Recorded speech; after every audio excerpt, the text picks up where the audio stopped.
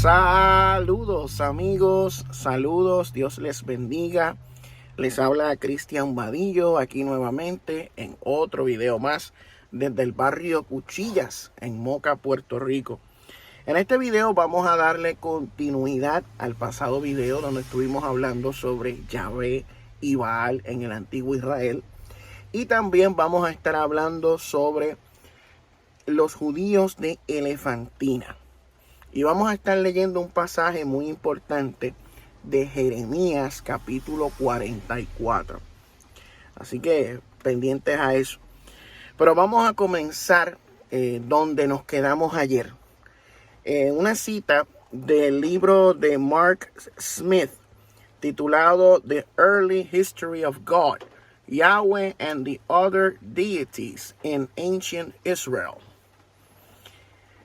que dice: la reforma deuteronomista en la forma actual de Jeremías parecen expresar la lucha de la monolatría o el monoteísmo contra el politeísmo. Yahvé se identifica frecuentemente en las escrituras hebreas como el Elión o el Dios Altísimo. Sin embargo, esto fue después de una fusión con El, la deidad cananea El, en un proceso de sincretismo religioso. El se convirtió en un término genérico que significa Dios, a diferencia del nombre de una deidad adorada, y epítetos como El Shaddai llegaron a aplicarse solo a Yahvé. Mientras que la naturaleza de Baal como dios de la tormenta y el clima se convirtió en asimilado a la propia identificación de Yahvé con la tormenta. En la siguiente etapa, la religión yahvista se separó de su herencia cananea, primero rechazando el culto a Baal en el siglo IX a.C., luego durante los siglos 8 al 6 a.C., con la condena profética de Baal, el culto al sol, el culto en los lugares altos, prácticas relativas a los muertos y otros asuntos. Esta cita del libro The Early History of God, Yahweh and the Other Deities in Ancient Israel, del 2002. O sea, está más que obvio, ha habido un sincretismo religioso en el Antiguo Testamento. En el Antiguo Testamento que usted tiene hoy ahí es el texto masorético que se trabajó aproximadamente hace como 1000 años atrás. Ese Antiguo Testamento que usted tiene ahí en su Biblia Reina Valera 60 apenas tiene 1000 años. En los tiempos de Jesús existían diferentes versiones del texto hebreo. Estaba la Septuaginta, que era una traducción del hebreo al griego. Estaba el texto samaritano. Estaban los rollos del Qumran, que eran los rollos del Mar Muerto. Y también estaban los de Elefantina, que esos vamos a estar hablando más adelante. Mire, el ciclo de Baal se encuentra en el Antiguo Testamento y usted puede verlo. La literatura no bíblica y la Biblia, la literatura del Antiguo Cercano Oriente. Estamos aquí leyendo un artículo de la página Biblia Intertextual. Nos dice: desde que se han realizado estudios bíblicos que se remontan al menos a Filón en el siglo I, la literatura del Antiguo Cercano Oriente se ha utilizado para iluminar la Biblia. De hecho, está fuera de toda duda que los propios autores del Antiguo Testamento leyeron y emplearon literatura del Medio Oriente en aquel entonces, de otras culturas, para sus propios propósitos polémicos, generalmente para demostrar que Yahvé, en lugar de una deidad usurpadora, es Dios. Por ejemplo, Daniel 7 tiene tantos paralelos con el ciclo de Baal que es imposible que sea una coincidencia. Lo que Daniel está haciendo es simultáneamente, dice aquí el autor, burlarse de Baal mientras glorifica al Dios verdadero y a su Hijo unigénito. Comprender este telón de fondo añade múltiples capas ricas a nuestra comprensión del pasaje, capas que enriquecen profundamente nuestro conocimiento de Jesucristo. En el cuadro observe cómo el Hijo del Hombre es paralelo a Baal en la polémica. Mira, aquí hay una comparativa. Yo creo que esto yo lo mostré una vez en un live de Daniel 7 y el texto del ciclo de Baal. En Daniel 7 se habla de una visión que está sobre el mar, unas bestias que están saliendo del mar, que esto es un paralelo de Yam, que es un monstruo marino. También vemos que hay 7 cabezas. También Yam tenía 7 cabezas. Dagón, Leviatán, Arsh y Atik. Los dioses se levantan de sus tronos y de sus cabezas y los tronos de sus principados. Vemos al anciano de días en ambos, en el ciclo de Baal y en el Daniel capítulo 7. Vemos que viene uno en las nubes, a quien se le da la autoridad, el poder. En el libro de Daniel se habla de uno como hijo de hombre, que el cristianismo pues ha interpretado como Jesús, la segunda persona de la Trinidad. En el ciclo de Baal, este que viene es Baal, precisamente. Y nos dice Baal, went out, Belial Baal, dried him out, and Yam was indeed dead. Ahí habla de que mató a Yam, y el que cabalga sobre las nubes. O sea, esto está ahí. No lo tengo en español, así que por eso está un poquito dificultoso para traducirlo, porque es una tabla. Pero nos dice, en los tiempos modernos, el siglo del 19 y 20, durante los siglos se produjeron varios descubrimientos sorprendentes de la literatura del antiguo cercano oriente, que pusieron sobre la mesa textos que no estaban disponibles para los padres de la iglesia, los medievales o los reformadores. Los rollos del Mar Muerto, la biblioteca de Nag Hammadi, en fin, hubieron varios descubrimientos como la epopeya de Gilgamesh, el Emuna Ilish. Tenían muchas cosas en común con lo que vemos en los relatos bíblicos. O sea, la literatura del antiguo cercano oriente se divide básicamente en 5 categorías geográficas: el Ugarit, el hitita, el acadio, el sumerio, el egipcio. Esto es bien interesante. O sea, porque vemos que hubo un sincretismo. No solo en el libro de Daniel se hace un sincretismo, sino también en ¿cómo se dice? En los salmos. En los salmos. Mira, en el Salmo 48 nos habla del ciclo de Baal. Se dispone un trono y él toma asiento a la diestra del Baal más poderoso, mientras los dioses cenan y beben. El palacio 10.000 hectáreas. Deja que la casa abarque 1.000 campos en la cima de Sapán. Sapán es el monte sagrado de Baal. Debes construir rápidamente el palacio. Debes construir rápidamente la casa. Construye rápidamente el palacio. Date prisa, la casa Cotar el Baal más poderoso, declara. Esto fue fechado en el 1500 al 1300 antes de Cristo, según estimaciones académicas. El Salmo 48, versículo 2 dice: un cántico, un salmo de los coheritas. Grande es el Señor y ciertamente digno de alabanza en las ciudades de nuestro Dios. Su monte santo, alto y agradable a la vista, fuente de alegría para toda la tierra. El monte Sión se parece a los picos de Safón. ¿Ves? Se menciona hasta el mismo lugar. Es la ciudad del gran rey. Dios está en sus fortalezas. Se revela como su defensor, porque aquí se reúnen los reyes, avanzan juntos. Aquí en la nota hay una referencia de Mark S. Smith y de Simon B. Parker. Dice: Este es el nombre del monte sagrado de Baal, Sapón. Otras deidades como Anat tienen sus propios santuarios montañas. Los lugares altos pueden haber representado el punto de encuentro entre los cielos y el reino de las deidades y la tierra, el reino de los humanos. La construcción de templos en el punto más alto, la acrópolis de un lugar, evidentemente se basó en esta idea. Al igual que con Baal y Anat, el hogar de Yahvé en la tierra está ubicado en una montaña santa en la que se encuentra la acrópolis.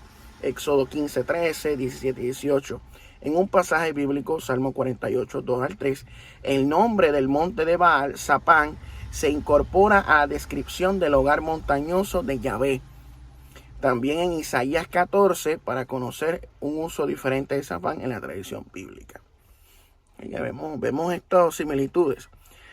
Ahora yo quiero ir a Jeremías. Hay un pasaje muy importante. Vamos a entrar ahora en el tema de los judíos de Elefantina. En Jeremías capítulo 44 vemos que Jeremías profetiza a los judíos que están en Egipto. Mira lo que nos dice. Palabra que vino a Jeremías acerca de todos los judíos que moraban en la tierra de Egipto, que vivían en Migdol, en Tafnes y en Memphis y en tierra de Patros, diciendo: así ha dicho Jehová de los ejércitos, Dios de Israel. Vosotros habéis visto todo el mal que traje sobre Jerusalén y sobre todas las ciudades de Judá. Esto se ubica como después de la destrucción que vino por parte del rey Nabucodonosor. Pareciera estar hablando de eso. Que las ciudades quedaron desoladas, Jerusalén y todas las ciudades de Judá. No hay quien mora en ellas, a causa de la maldad que ellos cometieron para enojarme, yendo a ofrecer incienso, honrando a dioses ajenos que ellos no habían conocido, ni vosotros ni vuestros padres. Y envié a vosotros todos mis siervos los profetas desde temprano, y sin cesar para deciros: no hagáis esta cosa abominable que yo aborrezco. Pero no oyeron ni inclinaron su oído para convertirse de su maldad, para dejar de ofrecer incienso a dioses ajenos. Se derramó por tanto mi ira y mi furor, y se encendió en las ciudades de Judá y en las calles de Jerusalén, y fueron puestas en soledad y en destrucción como están hoy. Ahora pues, así ha dicho Jehová de los ejércitos, Dios de Israel, o el Elohim de Israel: porque hacéis tan grande mal contra vosotros mismos para ser destruidos el hombre y la mujer, el muchacho y el niño de pecho de en medio de Judá, sin que os quede remanente alguno, haciéndome enojar con las obras de vuestras manos, ofreciendo incienso a dioses ajenos en la tierra de Egipto. ¿A dónde habéis entrado para vivir de suerte que os acabéis y seáis por maldición y por oprobio a todas las naciones de la tierra?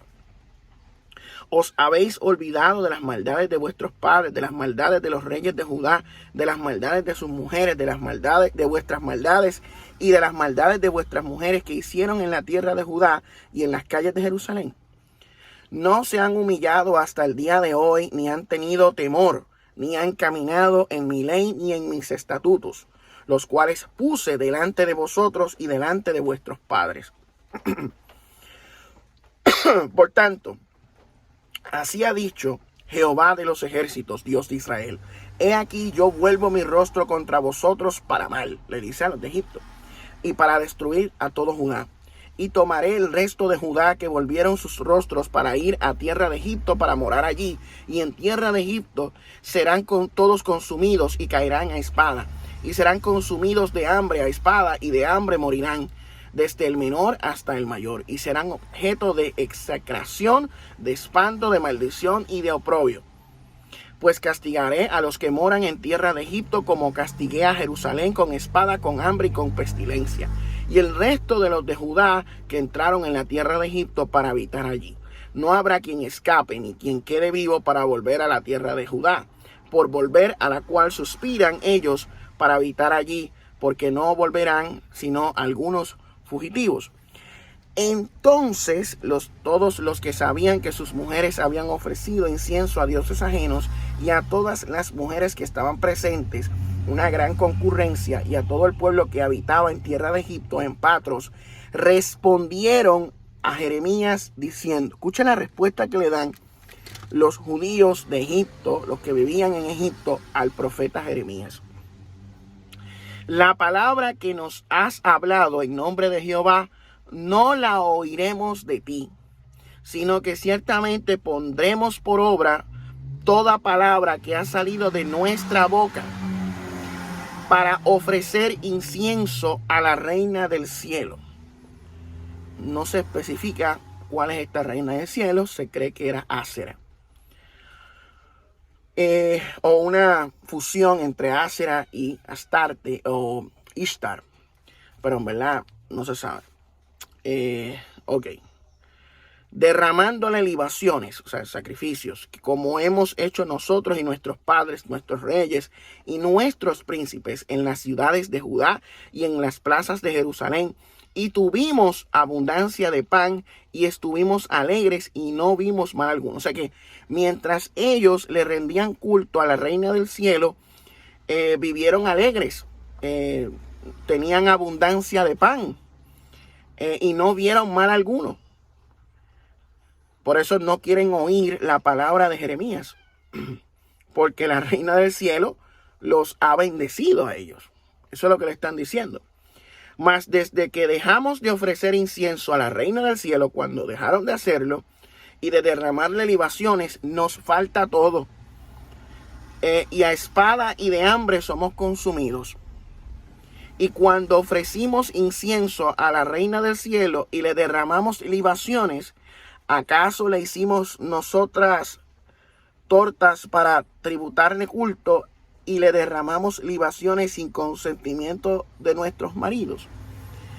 Y habló Jeremías a todo el pueblo, a los hombres y a las mujeres, y a todo el pueblo que le había respondido esto, diciendo: ¿No se ha acordado Jehová y no ha venido en su memoria el incienso que ofrecisteis en las ciudades de Judá y en las calles de Jerusalén? Porque habían ido allá y habían ofrecido culto allá. Y vosotros y vuestros padres, y vuestros reyes y vuestros príncipes y el pueblo de la tierra. Y no pudo sufrirlo más Jehová a causa de la maldad de vuestras obras, a causa de las abominaciones que habéis hecho. Por tanto, vuestra tierra fue puesta en asolamiento y en espanto y maldición hasta quedar sin morador, como está hoy.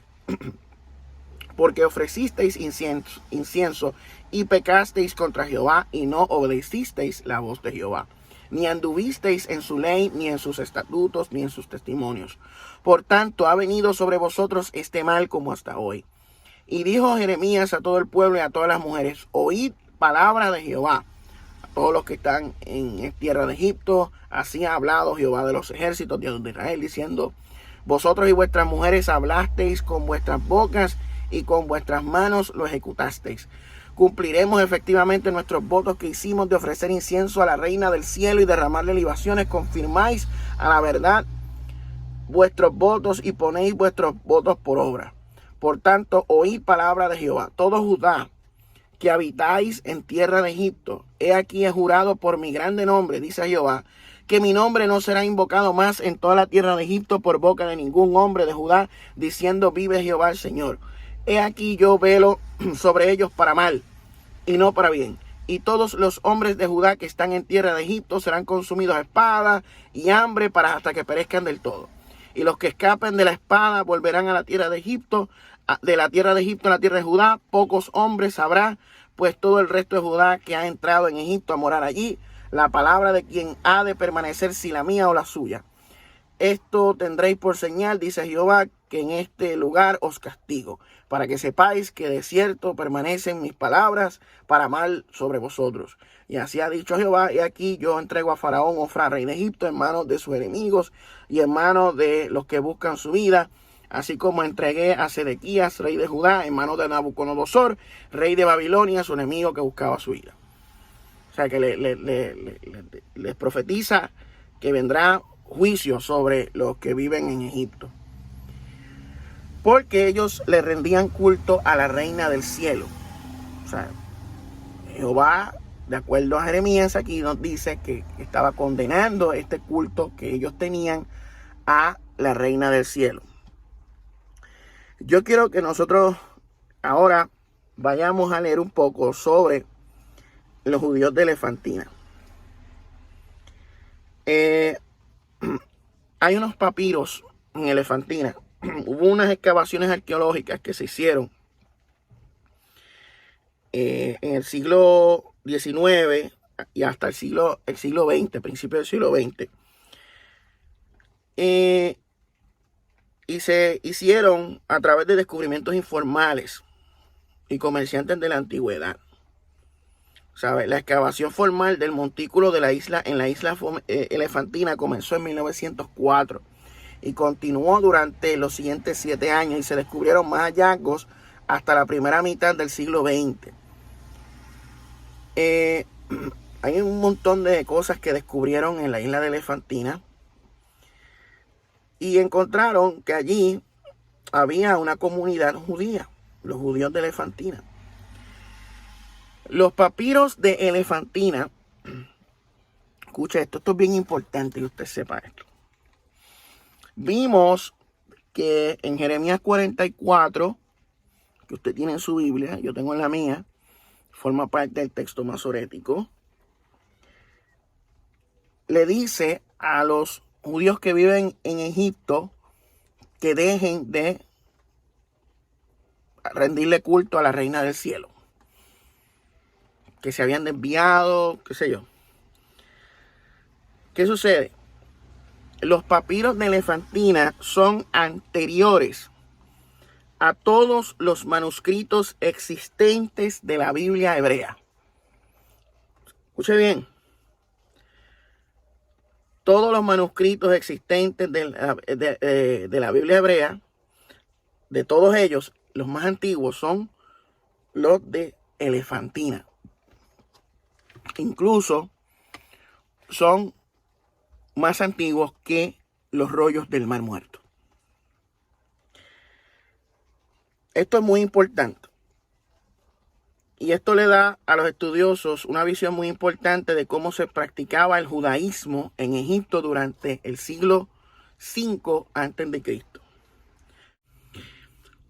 Como muestran evidencia clara de la existencia en el siglo IV, el siglo V antes de Cristo, de una secta politeísta de judíos. O sea, una secta politeísta de judíos que vivía en Egipto, que mantenían la antigua religión de Israel. La religión del antiguo Israel, que era politeísta. Ellos conservaban esas costumbres, esas tradiciones, ya que se desarrollaron aparte de los que estaban en Judá y los que estaban en el reino de Israel. Es ampliamente aceptado que esta comunidad elefantina se originó a mediados del siglo VII al siglo VI antes de Cristo, probablemente como resultado de la huida de refugiados judíos y samaritanos a Egipto durante la época de las invasiones asirias y babilónicas. O sea, esta comunidad mantenía la religión del primer templo. La religión del primer templo era politeísta. Creían en muchos dioses, le rendían culto a la reina del cielo, le rendían culto a Yahvé y a otros dioses. Eran politeístas.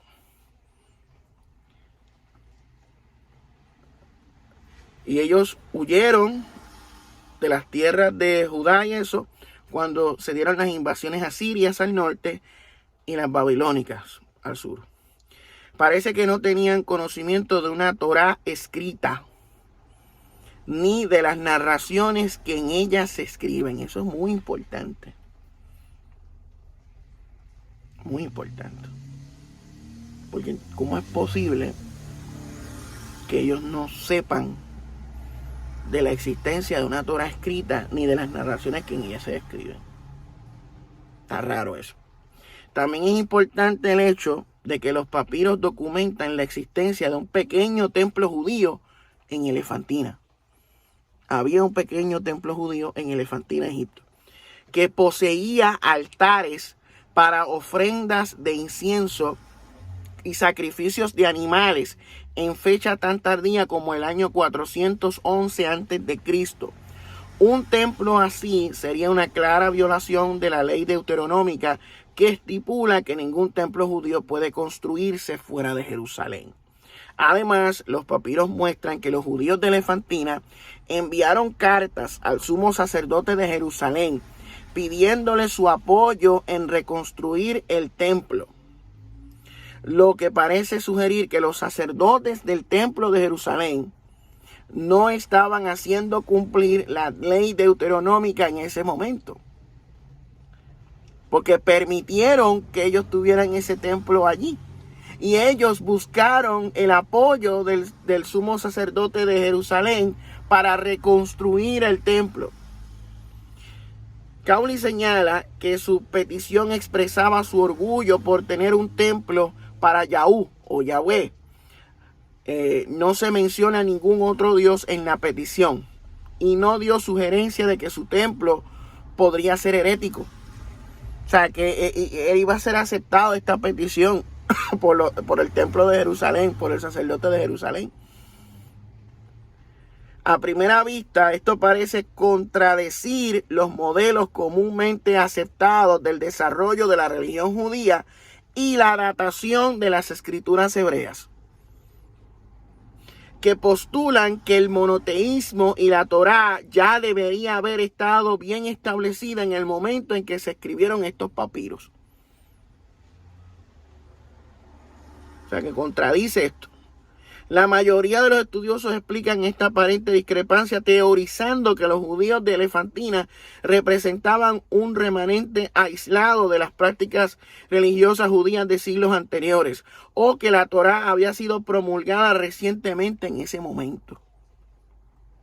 Niels Peter Lemsch, Philip Vanderbaum, Russell Mirkin y Thomas Thompson han argumentado que los papiros de Elefantina demuestran que el monoteísmo y la Torá no podrían haberse establecido en la cultura judía antes del 400 antes de Cristo y que por lo tanto la Torá probablemente se escribió en el periodo helenístico, en el siglo 3 y 4 antes de Cristo. O sea, son palabras mayores. O sea, porque están teorizando que la Torá se escribió de 400 o 500 años antes de Cristo y no 1500 años como enseñan en las tradiciones religiosas hoy. El templo judío en Elefantina. Mira, y aquí está una foto de la carta y todo que se escribió, del documento. Está el documento y todo el manuscrito de la carta que escribieron los judíos de Elefantina, el sumo sacerdote en Jerusalén, haciéndole una petición para que los apoyaran en reconstruir el templo. O sea, que estaban muy orgullosos de tener un templo de Yahvé en Elefantina. Y eso contradice la ley deuteronómica de construir un templo a Yahvé fuera de Jerusalén. Los judíos tenían su propio templo a Yahvé, los judíos de Elefantina, que funcionaba junto al de los egipcios, dios Num, junto con Yahvé. Otras deidades como Anat Betel y Asham Betel parecen haber sido adorados por estos judíos, lo que demuestra creencias politeístas. Los trabajos de excavación realizados en 1967 revelaron los restos de la colonia judía centrada en un pequeño templo. La petición a Bagoas en la colección Sais Cowley es una carta escrita en el año 407 a.C. a Bagoas, el gobernador persa de Judea, pidiendo ayuda para reconstruir el templo judío en Elefantina, que recientemente había sido gravemente dañado por un ataque antijudío por parte de un segmento de la comunidad elefantina. En el curso de este llamamiento, los habitantes judíos de Elefantina hablan de la antigüedad del templo dañado. Mira lo que nos dice, y citamos: nuestros antepasados construyeron este templo en la fortaleza de Elefantina en los días del reino de Egipto, y cuando Cambises llegó a Egipto, lo encontró construido. Ellos, los persas, derribaron todos los templos de los dioses de Egipto, pero nadie hizo ningún daño a este templo. La comunidad también pidió ayuda a Sanbalat, un samaritano potentado, y sus hijos Delayas y Selemeyas, también como Johanán ben Eliashib. Tanto Sanbalat como Johanán se mencionan en el libro de Nehemías, en el capítulo 2, versículo 19 y en el capítulo 12, versículo 23. Hubo una respuesta de ambos gobernadores, Bagoas y Delaya, que dieron el permiso por decreto para reconstruir el templo escrito en forma de memorando. El memorando de lo que Bagoi y Delaya me dijeron, diciendo, memorando, pueden decir en Egipto que reconstruyan en su sitio como estaba anteriormente. A mediados del siglo IV antes de Cristo, el templo de Elefantina había dejado de funcionar. Hay evidencias de excavaciones de que la reconstrucción y ampliación del templo de Cnum bajo Nectanebo II del 360 al 343 tomó el lugar del antiguo templo de Yahvé. En el año 2004, el Museo de Brooklyn creó una exposición titulada La vida judía en el antiguo Egipto, un archivo familiar del Valle del Nilo que presentaba a la pareja interreligiosa de Ananías, un funcionario del templo de Yahú, también conocido como Yahvé, y su esposa Tamud, quien anteriormente era una esclava egipcia, propiedad de un amo arameo, Meshulam. Algunas didácticas de exposiciones relacionadas del 2002 incluyeron comentarios sobre similitudes estructurales significativas y cómo coexistieron y se mezclaron fácilmente en Elefantina, religión del antiguo Egipto y del judaísmo y el judaísmo. O sea que en Elefantina había un templo dedicado a Yahvé y tenían comunicación con los de Jerusalén.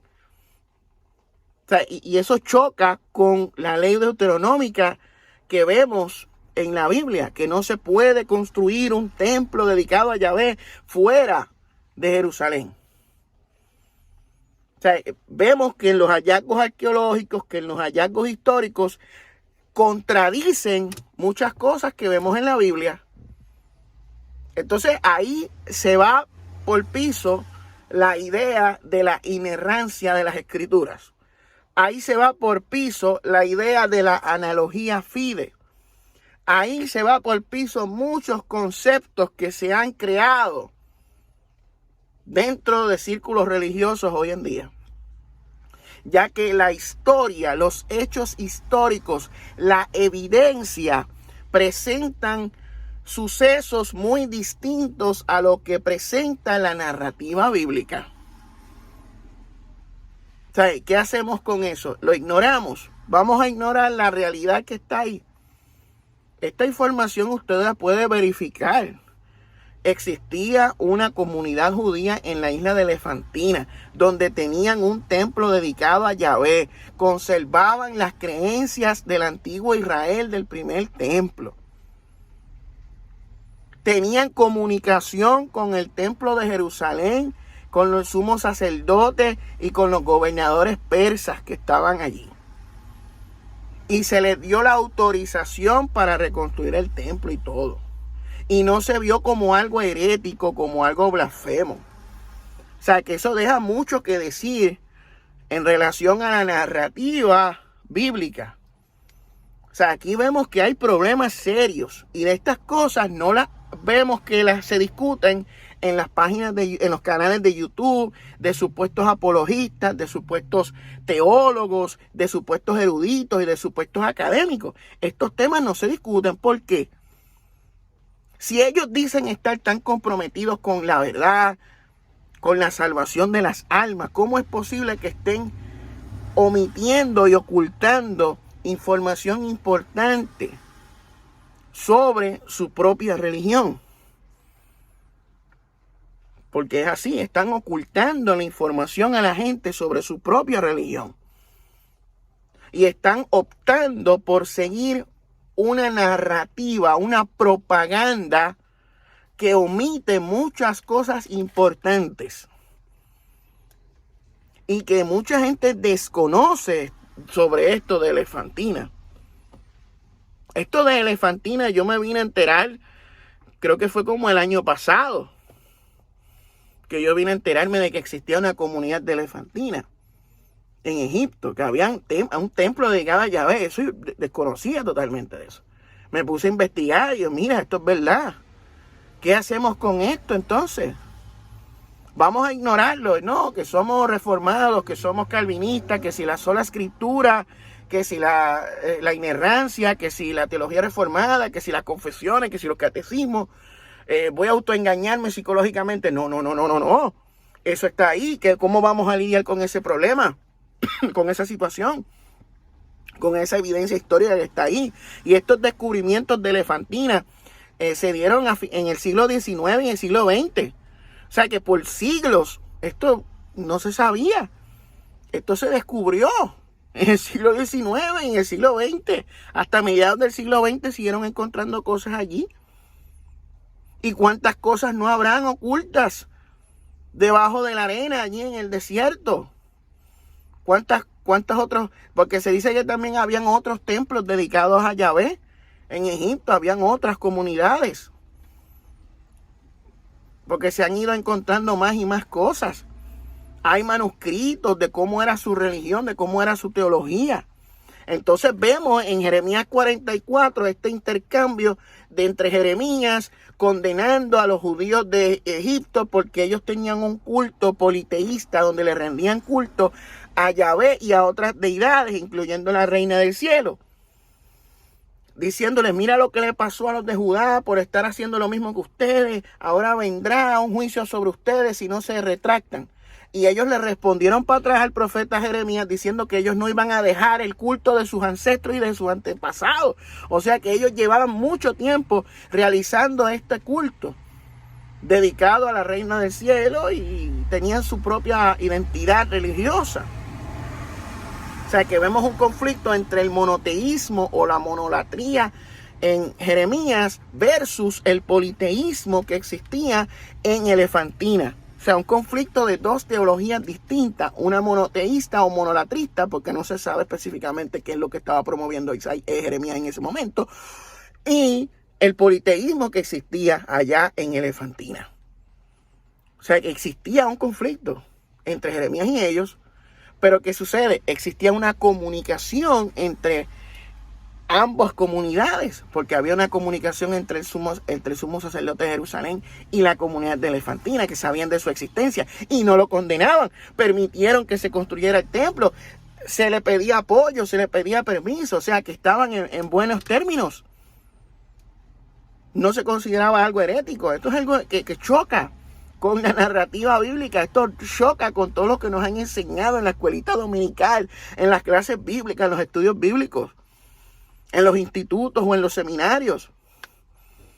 O sea, esto está tremendo. Esto de Elefantina, wow. Y esto no se habla de los judíos de Elefantina. Pero ellos prefieren, no, sola escritura. Analogía fide. Si tú no eres sola escritura, vuelve a Roma, vuelve allá al Vaticano, eres católico romano. Sí, porque tienen en la mentalidad de ellos tan cerrada, que tienen un sin qua non, que si tú no eres sola escritura, si tú no eres analogía fide, pues tienes que irte a regresar al catolicismo romano. Y mire, qué cosa dejan por el lado a los ortodoxos orientales, ortodoxos griegos, qué cosa. Bueno, ¿qué vamos a hacer? Pero está ahí, o sea, está más claro que el agua. ¿Sabes? El judaísmo o la religión hebrea era diversa. O sea, era diversa, habían diferentes ramificaciones. ¿Sabes? Una cosa era la que creían en Jerusalén, otra cosa era la que creían en Samaria, otra cosa era la que creían en Elefantina, otra cosa era la que creían en el Qumran. O sea, la Septuaginta también. O sea, vemos que hay como que diferencia. La Septuaginta dice una cosa, el de Samaria dice otra, el de Qumran dice otra, Elefantina dice otra cosa, diferentes teologías. ¿Y qué cosa? Para ellos eso no era un issue, porque ellos llamaban a esas cosas palabra de Dios. A los diferentes manuscritos se les consideraba palabra de Dios, aunque tuvieran contradicciones, aunque tuvieran errores, aunque dijeran una cosa y la otra, se les consideraba palabra de Dios. Incluso en los tiempos de Jesús, se cree que la Biblia o la versión que utilizaban era la Septuaginta. La Septuaginta era la escritura que utilizaban en el tiempo de Jesús. Y la Septuaginta incluía los 7 libros deuterocanónicos que hoy los protestantes dicen que no deben estar en la Biblia porque buscan que la oración a los muertos, que si el purgatorio, que si esto, que si lo otro. Pero estaban ahí.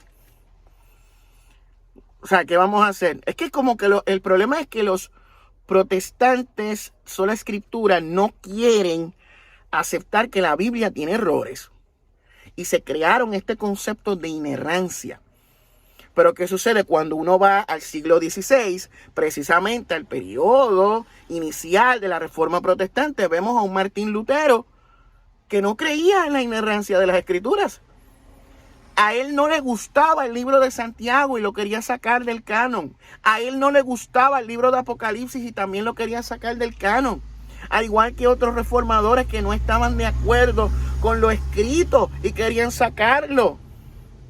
No creían en la inerrancia como hoy promueven Noel Hernández, promueve Will Graham, promueve Sujel Michelet, Miguel Núñez.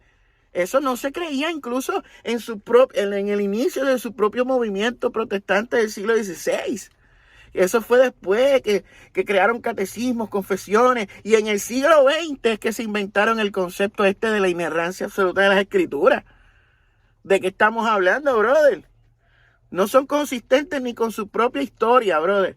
Se inventaron un concepto que no tiene nada que ver. O sea, que tú puedes ser cristiano, tú puedes creer en Dios, a pesar de que la Biblia tenga errores, de que la Biblia tenga contradicciones. Para ellos no. Si la Biblia tiene errores, no, eres un hereje. Si tú dices que tú no crees en la inerrancia de las Escrituras, pues tú eres un liberal o eres un hereje. Son disparates, brother. Disparates. Esto está brutal, brother. Y si eso le añadimos la influencia, los sincretismos religiosos, las interacciones entre religiones. Porque mira, el próximo video vamos a hablar, a ver si mañana podemos hacer otro video, sobre la influencia del zoroastrismo en el judaísmo del Segundo Templo. Ahura Mazda, la deidad persa del zoroastrismo mazdeísmo. Porque hay muchos conceptos de la religión persa que adaptaron el judaísmo del Segundo Templo. ¿Sabe? El concepto de Shayotán, que viene siendo el Mesías persa, el juicio final, la resurrección. Hay muchas cosas que el Dios universal, Ahura Mazda, que eso viene del zoroastrismo, que fue la primera religión monoteísta del mundo. Que se tenga conocimiento, ¿verdad? Fue de la primera religión que se conoce que era monoteísta, era el mazdeísmo, el zoroastrismo del profeta Zaratustra. Ahura Mazda fue el primer Dios supremo que se tiene conocimiento, aunque hubo un movimiento monoteísta en Egipto con Akenatón. Pero siempre se habla de que el zoroastrismo fue la primera religión monoteísta. Y esta religión monoteísta influenció a los judíos que estaban en Persia, en Babilonia, durante el exilio babilónico.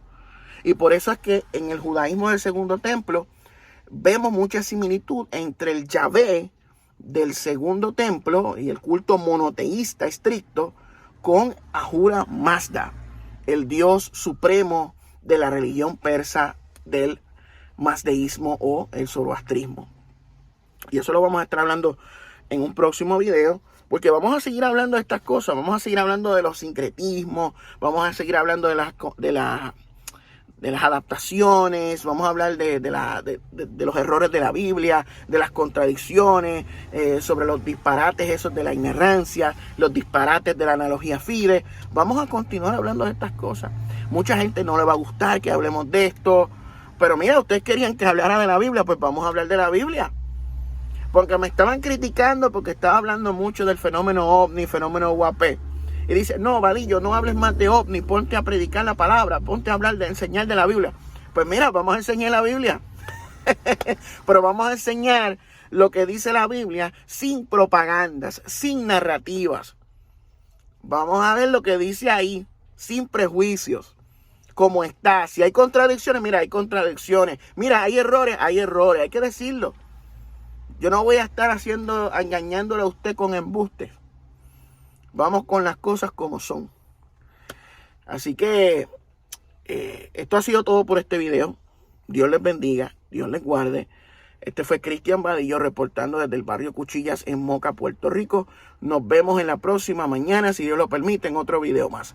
Me fui. UAP for life, for life. UAP for life.